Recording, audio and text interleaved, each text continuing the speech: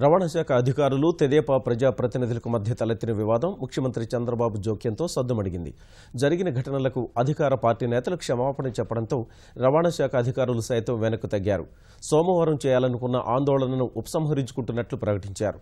జరిగిన ఘటనపై ఎంపీ, ఎమ్మెల్యేలు విచారం వ్యక్తం చేయడంతో పాటు ఇకపై పునరావృతం కాకుండా చూసుకుంటామన్నారు.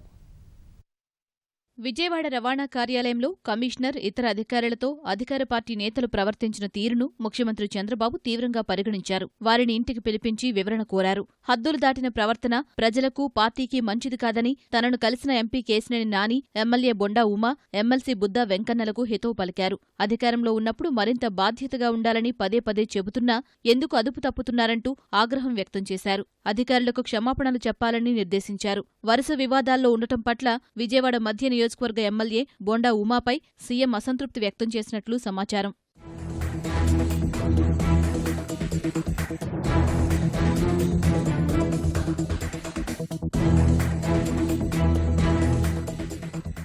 సీఎం ఆదేశాల మేరకు తెదేపా నేతలు కేశినేని నాని, బొండా ఉమా, బుద్ధా వెంకన్న, రవాణా శాఖ కమిషనర్ బాలసుబ్రహ్మణ్యంను కలిసి క్షమాపణలు చెప్పారు. జరిగిన సంఘటన పట్ల ఎంపీ కేశినేని నాని విచారం వ్యక్తం చేశారు. ప్రజా సమస్యలపై ఇకపైనా తాము స్పందిస్తామని, అయితే వివాదాలు జరగకుండా జాగ్రత్త పడతామని స్పష్టం చేశారు. నిన్న జరిగిన ఘటనలో మరి ట్రాన్స్పోర్ట్ కమిషనర్ గారికి అట్లాగే ఇంకెవరికన్నా తెలుసో తెలియకో మా వల్ల మనోభావాలు దెబ్బతింటే వాళ్ళందరికీ కూడా మేము విచారం వ్యక్తం చేస్తూ వాళ్ళని మరి మమ్మల్ని ఎటువంటి తప్పులు జరిగినా వాళ్ళ పక్షాన జరిగినా మా పక్షాన జరిగినా కూడా మేము ఇదవుతా ఉన్నాం, విచారం వ్యక్తం చేస్తా ఉన్నాం. ట్రాన్స్పోర్ట్ కమిషనర్ గారి ఆఫీస్కి వచ్చి మాట్లాడటం జరిగింది. ఆయన కూడా దీని పట్ల విచారం వ్యక్తం చేశారు. ముందు ఇటువంటి సంఘటనలు జరగకూడదని కూడా మరి మేము అందరం కూడా కోరుకుంటా ఉన్నాం. ఈ అందరం కలిసి ఒక కమ్యూనికేషన్ గ్యాప్ లేకుండా మేము ముందుకెళ్తాం. భారతదేశంలోనే నీతి నిజాయితీ గల నాయకుడిగా పేరు తెచ్చుకున్నటువంటి బాలసుబ్రహ్మణ్యం గారికి, వాళ్ళ సిబ్బందికి, చిన్న అధికారి నుంచి కూడా అతిపెద్ద ఐఏఎస్ అధికారులందరికీ కూడా జరిగిన ఘటన దురదృష్టకరం, జరగకుండా ఉంటే బాగుండేది.